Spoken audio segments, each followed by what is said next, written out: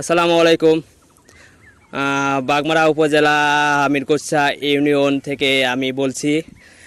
আমি আসলাম টমেটো এক খেতে, দেখলাম অনেকগুলা টমেটো হচ্ছে এখানে ধরে আছে, কিন্তু টমেটো তুলিচ্ছে না।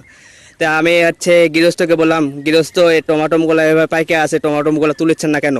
এতগুলা টমাটো পড়ে আছে, টমাটোমগুলো সব নষ্ট হয়ে যাচ্ছে, তুলিচ্ছেন না কেন? গৃহস্থ আমাকে বলল যে এর দাম নাই, টমাটোমের দাম নাই, টমাটোমের দাম খুব কম।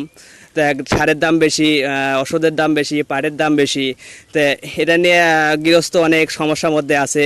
তা এখন আমার বেশি কিছু বলার নাই।